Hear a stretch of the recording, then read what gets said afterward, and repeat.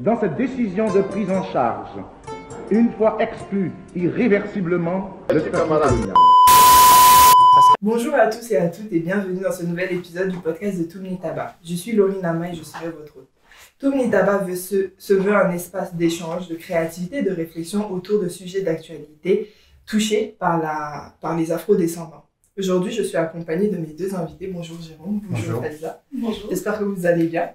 Bien. Super. Et toi? Très bien, merci. Alors, pour introduire le sujet d'aujourd'hui, je vais parler un peu de moi. 6 ans en arrière, Laurie débarque sur le territoire français avec une chose en tête, la liberté. J'ai été forcée de constater qu'il n'y a aucune réelle liberté sans argent, sans thune, sans le jet. Achat de voiture, permis de conduire, entrée dans les écoles privées ou pour les plus courageux, achat d'un appartement, autant de projets entrepreneuriaux qui nécessitent un gros financement. Dans l'Hexagone, la solution la plus simple semble être le prêt. Dès que nous sommes adultes, les envoyés divins que sont les banquiers n'arrêtent pas de nous proposer des prêts plus qu'attrayants. Qui plus est quand vous êtes broke. Donc aujourd'hui, on va essayer de décortiquer ensemble les enjeux d'un prêt bancaire. Quelles sont les bonnes raisons d'en octroyer un et quelles sont les mauvaises raisons. Pour commencer, je vais vous demander de vous présenter en quelques mots pour nos téléspectateurs. Qui veut commencer? Honneur aux dames. Vas-y. Toujours. Moi c'est Faiza. Je suis arrivée en France depuis 4 ans. Là j'ai terminé les études l'année dernière. J'ai eu ma petite expérience dans la banque, plus précisément dans le conseil clientèle. Donc ce sujet-là me parle plus ou moins. D'accord. Merci. Et j'espère apporter ma petite contribution pour... Moi, c'est Jérôme. Donc, moi, j'ai fait des études en expertise comptable. Et ça, j'ai fait souvent des jobs d'été en banque. Donc, j'étais à l'accueil ou j'étais des conseillers particuliers. Donc, je me sers de cette expérience aujourd'hui pour débattre sur le sujet. Puis bon, au-delà de ça, on est tous les trois jeunes et peut-être amenés à octroyer un prêt ou est-ce déjà avoir eu un. D'ailleurs, je voulais savoir quelle est votre expérience au niveau des prêts. Est-ce que vous en avez déjà pris? Ça dépend de l'échelle, hein. Ça peut être des gros prêts comme des petits prêts, ou est-ce que tout simplement vous avez été déjà de l'autre côté de la table, c'est-à-dire du banquier, enfin en tout cas de la banque qui octroie le prêt? Moi, j'ai fait les deux. Oui. J'ai déjà pris un prêt, parce que c'est comme tu le disais dans ton introduction, on est étudiant étranger en France, on voit que tout passe par les prêts, souvent même quand on n'en a pas envie. Hein. Ouais. Déjà, je pense que ma première expérience de prêt, ça a été... je ne sais pas si vous connaissez le système Locapass. Non, moi je ne connais pas. Oui. Locapass par Action Logement. Oui. Donc, souvent quand tu changes de logement, parce que je me suis retrouvée dans une situation d'alternance, dans 2 villes différentes. Et du coup, il me fallait un autre logement, donc contrainte budgétaire. Oui, on m'a proposé cette offre-là qui consiste justement à... Donc, quand tu arrives dans le logement, au lieu de payer la caution, cette structure-là paye ta caution et après, c'est mensualisé. Donc, tu rembourses au fur et à mesure. Donc, c'est spécialement pour les étudiants? Oui, c'est spécialement pour les étudiants, jeunes travailleurs, tout ça. Et récemment, avec mon expérience, j'ai pu également faire des crédits pour d'autres personnes. Ok, et toi, Jérôme? Moi, j'ai déjà prêté de l'argent à des amis de manière personnelle. Oui. Et j'ai déjà emprunté aussi pour financer des voyages à l'étranger, pour apprendre des langues notamment. Ok, mais est-ce que ça vous est déjà arrivé? Donc là, je vais parler un peu de mon expérience. Moi, j'ai déjà fait pas un gros prêt, un prêt à moyenne de 10 000 euros. Mais ça n'a rien à voir. C'était même pas pour moi. Mais à part ça, j'ai souvent fait, vous savez, les paiements plusieurs fois. On se rend pas compte. La grosse Mais arnaque. c'est une sorte de prêt. Surtout que je me rappelle, mon premier prêt de ce type, c'était pour avoir un téléphone qui s'est cassé 2 mois après. Et fallait quand même que je le rembourse. T'avais pas d'assurance? Non. J'avais pas pris l'assurance parce que je me suis dit, oh, c'est pas la peine. Enfin bref, ça c'est vraiment, pour moi en tout cas, l'expérience des prêts, c'est plutôt mal passé ou neutre pour l'autre prêt. Et je voulais savoir de votre côté, comment est-ce que vraiment vous trouvez que vous avez c'était la seule solution que vous aviez ou la meilleure, surtout dans ton cas, Ou est-ce que, bon, au final, avec le recul, c'est pas une solution très reluisante? Moi, franchement, je pense que ça m'a beaucoup aidé. Ouais. Parce que bah, t'as déjà un loyer à payer, t'as plein de dépenses et là, tu te retrouves dans un logement où tu dois payer la caution et également le premier mois de loyer. Ouais. Ça monte très vite. Bon, en alternance, peut-être j'avais 1000 euros à peu près. Bah, déjà, ça fait le salaire, quoi. Donc, avec ce prêt-là, m'a beaucoup aidé. Et après, je pense que la mensualité, elle était pas. Peut-être qu'elle était de 35 euros par là. Oui, ça 35 va. euros, ça passe crème. Je pense que, oui, c'est ça. Quand t'as la capacité de rembourser, ça va. Mais une fois que la mensualité, elle est super élevée et que t'as pas forcément de ressources, ça devient compliqué. Moi, je pense que, parce que là, dans son cas, c'était un prêt sans taux d'intérêt. Oui. Moi, pour ce type de prêt, je suis d'accord. À partir du moment où il y a des taux d'intérêt, il faut faire très, très attention. Il faut voir sa capacité de remboursement, comme elle l'a dit, c'est très, très important parce que si à la fin, tu n'arrives pas à rembourser, il peut t'arriver vraiment des soucis pour le futur. Donc moi, dans la mesure du possible, si c'est possible d'éviter de faire des prêts, il faut le faire. Maintenant, lorsqu'on n'a pas le choix, il y a d'autres solutions, mais on va en parler plus tard. Et pour la partie prêter de l'argent, j'ai déjà fait. Et moi, je déconseille de prêter de l'argent à des amis. Ou sinon, il faut employer un autre terme. Je te donne. C'est-à-dire, je m'attends pas à ce que tu me rembourses. Mais prêter, moi, j'aime l'argent. On a qu'à dire la vérité. Si je te prête et que moi, je fais mes calculs dans ma tête en me disant oui, tu vas me rembourser tant, et au final, tu me rembourses pas, notre amitié peut se briser. Hein. Elle peut, ça va se briser même. Ah oui, non. Parce que franchement. On est dans un monde, on a besoin d'argent. Moi, je fais mes calculs, tu me rembourses pas à temps. Je pense que sur ce point, on va tous être d'accord. Ah oui. Moi, j'ai des expériences de prêt. Non, franchement, plus jamais. Même si je suis riche, si tu veux, je te donne l'argent. C'est ça. Faut pas que je m'attende à l'avoir et que tu me le rendes pas, quoi. Parce que c'est frustrant. C'est comme tu dis, si tu fais ton budget avec l'argent que tu as prêté, faut jamais faire ça. Non, jamais. En fait, tu as prêté, oublie même, en fait. Oublie et dis-toi, oui, le jour où il vient me rembourser, tant mieux. S'il vient pas aussi. Mais moi, je peux pas oublier. Bon, après, ça dépend aussi de combien t'as prêté. Hein. Bon, question suivante. Ça viendra parce que les émotions sortent, donc ça viendra après. Du coup, voilà. Bah, moi, je me disais, vu que tu dis que dans certains cas, c'est une bonne solution, dans d'autres, quels sont les bons cas dans lesquels tu pourrais emprunter? Je te donne... moi, autour de moi, j'ai tout type de profil. Hein. J'ai des jeunes étudiants. Quand je dis jeunes, ça va être entre 18 et 22 ans où vraiment souvent t'es broke, tu te cherches, etc. Et il y en a d'autres qui vont jusqu'à 30 ans où t'as ton premier taf, ou voilà. Il y en a qui ont acheté des appartements, tu vois. Comme il y en a d'autres, ils ont par exemple emprunté pour des passifs, je crois qu'on appelle ça comme ça. Des passifs du type voiture, etc. qui vont te coûter. Et moi, je me demandais, dans quel type de cas, pour moi, ce serait avantageux de prendre un prêt. Parce que moi, par exemple, je pense pas que je vais prendre un prêt pour une voiture. Pourquoi? Parce que je ne compte pas vivre à long terme ici. Et je me dis, la voiture en soi, est-ce que je vais rentabiliser dessus? Sachant que, en plus, on voit avec la crise du Covid, tu perds ton travail si tu as 300 € chaque mois à rembourser, que tu n'as plus de... Voilà, bah, la banque, elle s'en fout, en fait. Exactement. De tes problèmes. Ah, tu dis que il y a effectivement des solutions. Parce que la banque, oui, elle est capitaliste, c'est normal. Elle n'est pas là pour nos beaux yeux. Mais quelque part, elle est là aussi pour arranger. Donc, avec la crise du Covid, tu as pas mal de mesures que les différentes banques ont prises pour alléger, ne serait-ce que pour alléger et même pour que les clients ils aient pas à jongler un peu trop.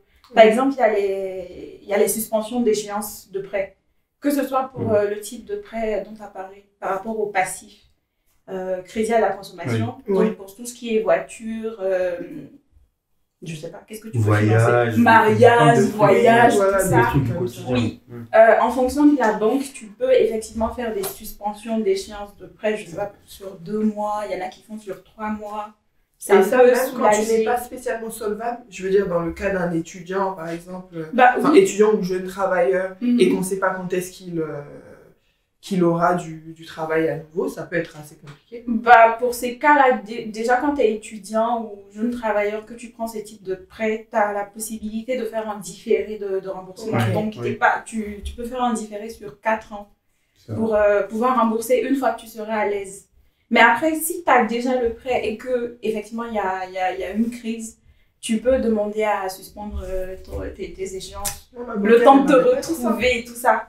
Ça aide, hein. Tu as cette option sur les crédits à la consommation et également sur les crédits immobiliers. Ok. Ouais.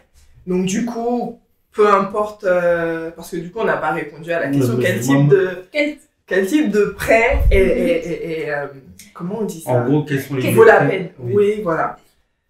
Honorable, Oh là là, je suis en train de monopoliser la parole là.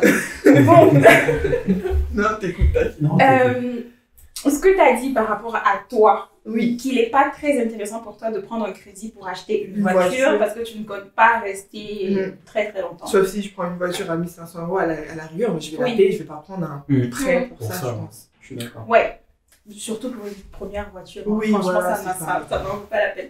Mais oui, pour ces types, là tu as ton cas, tu te connais, tu sais que ce type de prêt, c'est pas intéressant. Mais de l'autre côté, tu peux avoir, je sais pas, peut-être que tu as envie de faire une formation, aujourd'hui, tu n'as pas les moyens pour, ou je sais pas quel type de projet est-ce que tu peux avoir. Mais et après, les pour formations, lequel c'est tricky quand même. Parce que moi, je vois tellement de gens qui prennent des prêts pour aller en école de commerce. commerce ou d'ingé. Ouais. En plus. Et puis après, tu sors, t'as pas de travail. tu rentabilises, hein. Non, Ah ouais, Ça dépend de l'école dans laquelle tu pars. Oui, c'est vrai que ça dépend de l'école, c'est sûr. Et Mais ça bon, si dépend t'es dans de une la école formation. moyenne. Franchement, moi, déjà, pour Mhm. répondre à ta question, les prêts pour moi qui sont nécessaires, c'est ceux qui vont te rendre plus riche dans un premier Mhm. temps. C'est-à-dire que tu achètes un bien pour le louer, c'est un investissement locatif. Mhm. Ce genre de prêt, j'adhère. Mais les prêts à la consommation, par exemple, acheter une voiture, si tu en as vraiment besoin pour ton travail, Si t'es dans le BTP, Voilà. il te faut une voiture. là, par ça exemple. t'enrichit. Mais Ok. acheter une voiture juste comme ça, moi, j'en vois pas l'intérêt. Il vaut mieux acheter des toutes d'occasion. Maintenant, concernant les études, ça concerne, regarde que moi, c'est mon point de vue, Mhm. on est en France. Mhm. Jusqu'au master et même bien au-delà, les études, elles sont peu chères en France. Oui. Personne t'oblige à faire une école de commerce à je ne sais pas combien d'euros, surtout que beaucoup, contrairement à ce qu'on pourrait penser, ne rentabilisent pas ça. Parce qu'au Oui. final, ok, ils arrivent dans des entreprises avec un certain salaire, mais le prêt qu'ils auront fait pour payer cette école, bah, au final, les mensualités vont faire qu'ils vont gagner moins que ceux qui, par exemple, sont allés dans une école entre guillemets lambda et qui, voilà, parce qu'à la fin, au bout d'un certain moment, les salaires sont à peu près équivalents. Lorsque tu deviens manager, etc., tu sors de telle école ou de telle école, à un moment, les salaires, ils se stabilisent. C'est à l'entrée qu'il y a une grosse différence. Sauf qu'à la fin, si tu fais un prêt, tu dois rembourser, je sais pas, peut-être 500 € par mois. Si tu gagnes 2500, au final, ça te fait 2000 €. Alors, celui qui est entré dans une école lambda, il va peut-être gagner 2200 €. À la fin, il gagnera plus que toi, tu vois. Donc, je pense qu'en France, et je précise bien en France, parce que dans d'autres pays, c'est pas pareil. C'est beaucoup plus cher. Franchement, pour moi, ça ne vaut pas le coup de faire des prêts pour acheter des voitures si on n'a pas besoin. En plus, on est à Paris, les transports en commun. Franchement, c'est. Et puis, moi, ce que je remarque beaucoup aussi, c'est qu'il y a beaucoup de gens qui font des prêts, surtout pour flamber. À prendre l'exemple de la voiture.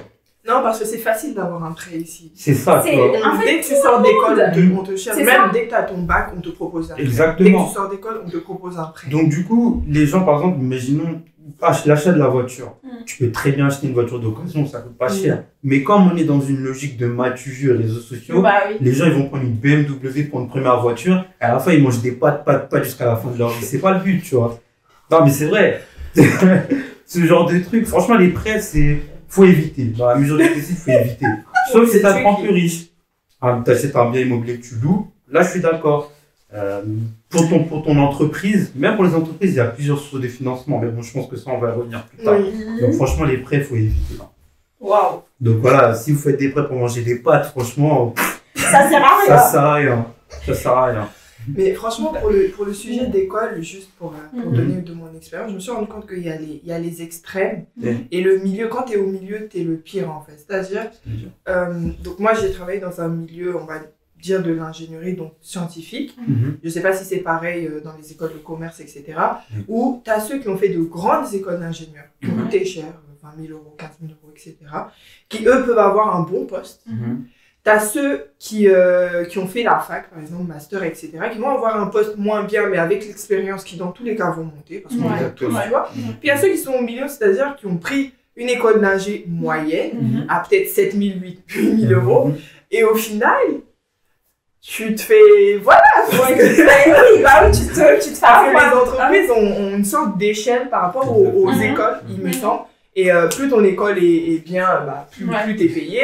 Moins ton école d'ingé est bien, moins t'es payé. Et au final, il y a certaines écoles d'ingé où t'es pas loin de ceux qui ont fait des masters. Donc tu te rends compte que toi, t'as fait un prêt pour tes 7 000, 8 000 euros, mais tu te retrouves au même niveau que quelqu'un qui a fait un master. Donc pour moi, pour les prêts étudiants, faut savoir quelle école tu vas apprendre déjà. Parce que si en plus en France, il y a plein de grandes écoles où c'est des arnaques. C'est ça, c'est que de l'arnaque. Beaucoup de grandes écoles, tu sors et surtout les privés, c'est de l'arnaque. Ils te font payer super cher, tu sors, rien du tout. Il n'y a rien en face. Et en plus, c'est du vent. Il y a aussi un autre avantage en France, c'est que quand on veut intégrer une grande école, par exemple, alors peut-être pas pour toutes les écoles de commerce, mais il y a un système qui s'appelle l'alternance. Oui, voilà. Donc les entreprises financent ton école, tu vois. Alors, en plus de ça, tu as un salaire, donc à la fin, tu as quand même la ligne sur le CV. Et puis en plus, tu as l'expérience. Enfin, en tout cas, oui, tu as l'expérience. Mais tu voulais dire quelque chose, tu as sauté. Oui. Parce que tu as parlé de l'alternance. Oui, dis-moi. L'alternance, c'est bien. Moi, je suis la première à vendre l'alternance. Franchement, c'est bien.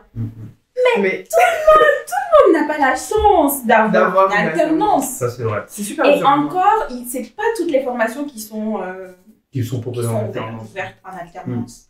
Donc, souvent, oui, comme Laurie l'a dit tout à l'heure, prendre un prêt étudiant pour financer ses études, c'est bien. Mais pas prendre, tu vois l'exemple que tu as donné par rapport aux 8 000 euros. Finalement, tu te retrouves, tu vois que, certes, tu as fait une école de commerce, mais tu es payé pareil, comme je sais pas. Oui. Ou alors, comme il a dit, quand on déduit ton tu te retrouves en dessous. Et par rapport à ce que tu as dit précédemment, je suis tout à fait d'accord avec toi. Par rapport à, comment ça s'appelle encore ?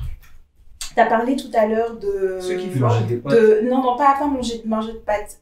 Oui, de prendre un crédit pour financer les études. Tu as dit oui, c'est bien, mais en France, voilà, en France, tu penses que ça ne sert pas trop et que finalement, quand vous montez, vous avez l'expérience. À un moment donné, le salaire, ça s'aligne. Ça s'aligne. Je suis pas tout à fait pour. Parce que moi, j'ai vu des cas. Le monsieur, il a pris son prêt étudiant, il a payé ses études.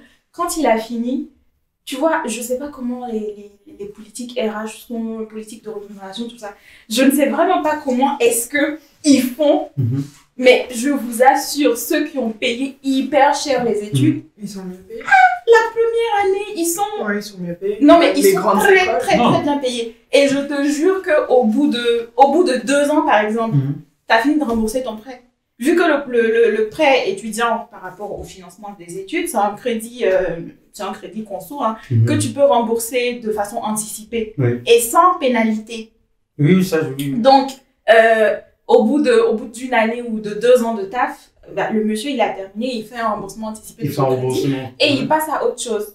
Mais effectivement, oui. Entre-temps, la personne qui sera venue d'une école lambda, en 2 ans d'expérience, peut-être pas en 2 ans, généralement c'est 3, 4, 5 ans, mais en fait, l'argent qu'il a constitué, le fait de manger des pâtes jusqu'à la fin de l'année, pendant un bon nombre d'années, ça c'est la souffrance. Non, mais parce que, ok, tu fais ton prêt anticipé, etc., mais tu as souffert. Alors que quelqu'un, tout l'argent que tu as accumulé pour rembourser ton prêt, c'est de l'argent que tu aurais pu mettre, je sais pas, pour apprendre par exemple une autre langue. Mais ça t'aurait donné un plus sur le CV. Qui dit un plus sur le CV, dit je me démarque de mes concurrents. Donc peut-être un meilleur salaire. Donc il y a toujours, pour moi, en France, il y a toujours un moyen de s'en sortir. Au-delà de ça, est-ce que tout le monde peut avoir un gros prêt pour aller à HEC non. Mais après, il y a des... C'est ça, est-ce que tous les étudiants sont au même niveau pour demander un prêt? Tous les étudiants ne sont pas au même niveau parce que pour t'accorder un prêt, on va se baser sur ton garant. Voilà, et si tes parents déjà, il faut que tu aies un garant parce que tu ne peux pas venir et avoir un prêt tout de suite. C'est vrai. Donc, si ton garant, il est bien, tu peux avoir un prêt de 50 000 euros pour financer tes études. Tout à l'heure, tu as dit, oui, le gars qui a mangé les pâtes et qui a économisé pour rembourser son prêt. Mais tu oublies que ce gars, quand il va rentrer, il aura un salaire... il aura un haut salaire, déjà à l'entrée. Oui. Et au fur et à mesure, son indice va évoluer. il aura son augmentation, tout ça. Qui à un moment va s'aligner avec celui qui est rentré en sortant d'une école lambda. Pas forcément. À la limite, il y aura peut-être 500, non même pas 500 euros, 1000 euros bruts annuels d'écart, mais en tout cas, moi, de mon expérience, que j'ai intégré beaucoup de grandes entreprises, à un moment, peu importe l'école d'où tu viens, les salaires, ils s'alignent. Au début, c'est vrai, il y a une grosse différence. Ça, je suis d'accord avec toi. Il y a une grosse différence qui permet justement de rembourser ton prêt. Mais à un moment, tu fais 3-4 ans, à la fin, malheureusement, les salaires s'alignent. Même si tu viens de HEC ou de H, je sais pas quoi, à un moment, les salaires s'alignent. Mais on est d'accord que le HEC, ça te suit. Ça te suit. Après, quand tu es manager, c'est l'expérience. Hein. Tu peux... Entre quelqu'un, par exemple, qui a fait, je sais pas, 5 ans d'alternance et quelqu'un qui a juste HEC sur son CV. J'avoue, l'alternance, ils prennent facilement. Ils prennent, hein. Et quand tu as de l'expérience, ils prennent. Après, bon, je me dis que ça dépend. Et il y a quelque chose qu'on n'a pas vu aussi. Moi, j'ai vu ça à NJ quand j'y travaillais. C'est que on a tendance, en tout cas, moi, je pense, les membres de la diaspora francophone, à faire de très longues études. Et moi, je me suis rendu compte qu'ils cherchaient des techniciens. Exactement. Et les techniciens étaient payés comme des ingénieurs parce qu'il n'y avait tellement pas de techniciens qu'ils payaient 3000, 3005. Et nous, tu sors d'école, tu as 2005. Hein, ouais, c'est tu ça, vois. c'est ça. Et tu te dis, le technicien, ok, si on a eu le bac ensemble et que le technicien, il a fait un bac plus 3, donc licence, etc. Toi, tu es allé, voilà. En même temps, il a eu 2 ans d'expérience, il a eu le temps de monter. Et en plus, on cherche des techniciens, il va gagner beaucoup plus que toi. Et lui, il a clairement pas fait un prêt pour faire son BTS, etc. Mais au-delà de ça, tout à l'heure, tu as évoqué les autres moyens de financer d'autres projets. Qu'est-ce qui te vient en tête si, par exemple, bon, si on sort des études, là, c'est fini pour les études, je veux un prêt immobilier soit locatif, soit pour le fructifier de moi-même ou pour faire un Airbnb, peu importe. Alors, déjà, bon, je n'ai pas forcément pensé immobilier, mais pour l'immobilier, il y a un système qui est très répandu en Afrique, en Asie, c'est la tontine. Bon, maintenant, ça, il faut faire attention. La tontine, tu vois, par exemple, moi, je vais parler de mon expérience en Chine, parce qu'ils font souvent des tontines. C'est des gens qui se connaissent. C'est-à-dire qu'on connaît tes parents, etc. On vient du même village, on va faire des tontines. L'avantage de faire ça, c'est que tu passes pas par la banque. Deuxième avantage, c'est que tu as une liquidité très rapide. Parce qu'on va tous t'envoyer tout de suite de l'argent. Donc, avec ce capital, tu peux faire un premier prêt. Enfin, tu peux acheter dès le début ton appartement. Et tu vas rembourser les personnes que tu connais. Mais faut être sûr que les personnes soient des personnes fiables. Tu vois, c'est ça le risque. C'est que il faut que les personnes soient fiables. C'est pas encadré, quoi. Exactement. La deuxième solution, c'est qu'aujourd'hui, avec toutes les plateformes de crowdfunding en ligne, tu vois, tu peux tu peux avoir de l'argent, en tout cas, sans passer par les instituts traditionnels, tu vois. Ça. Donc, c'est ces 2 moyens. Après, moi, je conseille plus pour ouvrir son entreprise. Oui, bon, ça fait partie, de toute façon, en tant que jeune. Donc, en plus, maintenant, avec l'ère des réseaux sociaux, etc., c'est quand même assez simple de diffuser son offre de crowdfunding. Tu peux avoir beaucoup de gens qui t'aident. Si ce que tu dis, c'est pertinent, et au final, tu te retrouves avec des sommes, tu te dis, waouh, en banque, j'aurais jamais pu emprunter ça, tu vois. Effectivement. Et à la fin, en plus, tu rembourses pas. Oui, c'est ça. Vu que c'est des dons. C'est participatif. Donc, oui, bon, ça dépend. Je crois qu'il y en a certains où ils prennent des parts de oui. Mais parce que en tous les cas, c'est des parts minimes, vu qu'il y a énormément de monde. C'est ça. Parce que tu as pas mal de types de crowdfunding, effectivement. Il y en a, je pense, ils participent au capital, il y en a qui font des apports de diverses natures. Donc oui, pour celui qui va participer au capital de ton entreprise, bien sûr, tu vas lui verser une dividende. C'est ça. Et donc, et quelque part, il peut même s'immiscer dans la gestion de ton entreprise. Oui, ça peut être tricky. Il y a une autre forme de crowdfunding dont je connais qu'une entreprise qui fait ça, c'est le time funding. L'entreprise s'appelle Jama Funding. Je trouve qu'elle n'est pas assez connue pour ce qu'elle fait. Ça s'appelle donc Jama, J-A-M-A-A, je crois, Funding. Et ils font du crowdfunding et du time funding. Le time funding, c'est en gros, si par exemple pour ton entreprise, tu as besoin de juristes, les juristes vont te faire don de leur temps. C'est genre 5 heures. Bah oui, un peu comme du bénévolat. Au lieu de te donner de l'argent, ils vont dire ok, moi je participe à hauteur de 5 heures en tant que consultant juriste ou avocat. Ou moi par exemple, si la personne a besoin d'études thermiques pour des bâtiments, moi je vais donner une journée de mon temps. Et c'est quand même une contribution parce qu'en soi, ça l'évite à lui d'aller payer des milliers d'euros pour un consultant externe. Et donc du coup, les consultants, ils gagnent quoi? Franchement, je sais pas. Je crois qu'il y a les. Si tu participes grandement, ça va être comme du crowdfunding. Tu peux avoir des petites parts. Sinon, ça peut être du don. Il y a des personnes qui proposent vraiment leur don, genre, pour aider les jeunes entrepreneurs. J'ai trouvé ça super intéressant quand tu n'es pas forcément prêt à mettre de l'argent. Mais au moins, si par exemple, tu sais que tu participes, tu sais ce que tu fais, tu sais que ça va servir à la personne et tu sais qu'il ne va pas prendre ça pour, je sais pas, aller manger avec c'est ça. Je sais pas quoi, tu vois. Donc, c'est super intéressant. Du coup, pour la dernière partie du podcast, il y a quelque chose que je demande toujours à mes invités, c'est les recommandations. Donc, qu'est-ce que vous recommandez aux auditeurs ou téléspectateurs en lien avec notre sujet d'aujourd'hui? Ça peut être n'importe quoi, un livre, un documentaire, une façon d'agir, un mode de vie ou un conseil. Bah, moi, je dirais tout simplement, le crédit, c'est pas forcément mauvais. Après, on est en France et on a facilement accès au crédit. Mais en même temps, je pense qu'il faut vraiment rester vigilant. Normalement, les banques, elles doivent être responsables, donc elles ne doivent pas prêter à n'importe qui. Il faut bien s'assurer de la solvabilité et tout. Mais il arrive souvent que la banque, elle te prête parce qu'elle veut remplir ses objectifs. Donc, elle va tout faire pour te prêter de l'argent, même si elle sait que tu n'es pas forcément solvable. Donc, il faut faire attention, il faut savoir... surtout faire attention à la mensualité que tu vas payer. Les gens, j'ai vu, il y a pas mal de personnes qui sont focus sur le taux d'intérêt. Le taux d'intérêt, il est bien, c'est bien de regarder tout ça. Mais regardez aussi la mensualité parce que, mine de rien, tu vois, il y a l'assurance à l'intérieur. Demandez toujours, négociez toujours. N'allez pas, c'est pas parce que votre conseiller vous dit oui, je vous fais un taux à 8%, que vous, immédiatement, vous dites oui, je suis d'accord. Non, essayez de toujours négocier parce que c'est le commerce. C'est la banque, mais c'est du commerce. Donc, faites attention à la mensualité parce que ça peut être très, très lourd de fois. Et assurez-vous d'emprunter pour les bonnes raisons.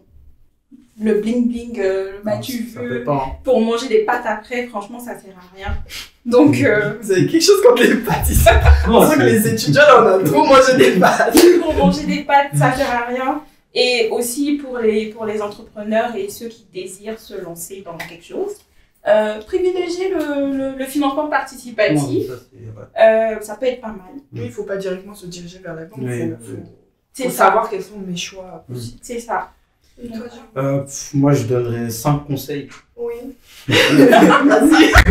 Tu es généreux, hein. Le premier, déjà lire Père riche, Père pauvre, parce que tu as demandé de faire une recommandation sur un livre. Donc ça, je trouve que c'est un livre qui apprend quand même les bases de la finance, de la gestion financière. Je trouve ça très intéressant. Après, faut pas oublier que l'auteur vit aux États-Unis. Donc des fois, c'est peut-être pas les mêmes réalités. Donc faut pas prendre tout ce qui est dedans, mais il faut prendre ce qui est intéressant. Surtout pour la partie actif, passif, etc. La deuxième chose, c'est... En fait, il faut connaître votre poche. Parce qu'en fait, un conseiller bancaire, même s'il y a le mot conseiller, c'est un commercial. C'est-à-dire que lui, comme elle l'a dit, ils ont des objectifs à atteindre en fonction des banques.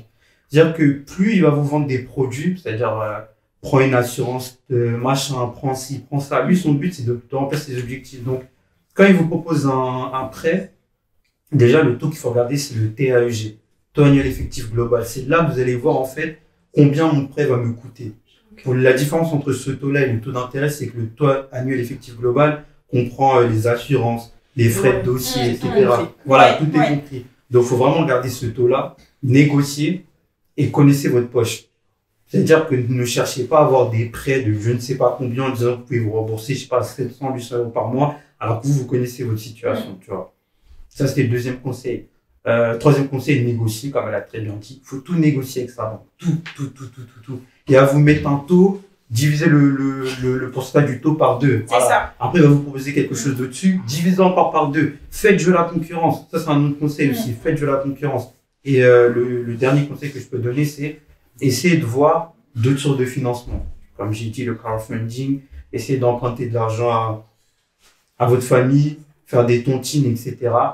Et le quatrième et dernier, ne prêtez pas d'argent à vos amis. Si vous voulez. Donc moi, franchement, prêtez pas d'argent à vos amis. Moi, c'est le seul conseil que je peux vous donner. Donc, voilà. Ok, merci.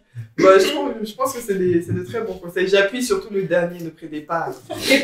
Ne prêtez pas d'argent. Franchement, ça gâte que vraiment quand c'est tes amis proches même qui te remboursent pas, c'est là même ça pique. Tu te dis, toi, le sang de mon sang, c'est ça. Enfin bon, bref. Franchement, merci beaucoup de m'avoir donné de votre temps, de nous avoir donné, parce que je pense que j'ai appris beaucoup, les gens qui vont écouter apprendront beaucoup. Et dernier conseil, restez connectés du coup pour les épisodes, après vous en apprendrez de plus en plus. Oui. J'ai un dernier conseil, suivez-moi sur Instagram, GG Motivation. De toute façon, on va mettre tout, mais oui, GG Motivation, il faut le suivre. Attends, mais Oui, le conseil. faut faire du placement. Mais voilà, t'as raison. Suivre. Allez regarder ma page de cuisine également. On vous mettra tout. On va tout mettre. Bon, on va essayer de mettre au montage les noms. Donc, allez suivre Jérôme et Faiza sur les réseaux. Vous apprendrez encore beaucoup de choses. Vous avez vu, c'est des personnes multitâches, multi tout ce que tu veux, multitalents. Et restez connectés pour les épisodes d'après. On vous remercie de rester jusqu'à la fin. Ciao. Ciao.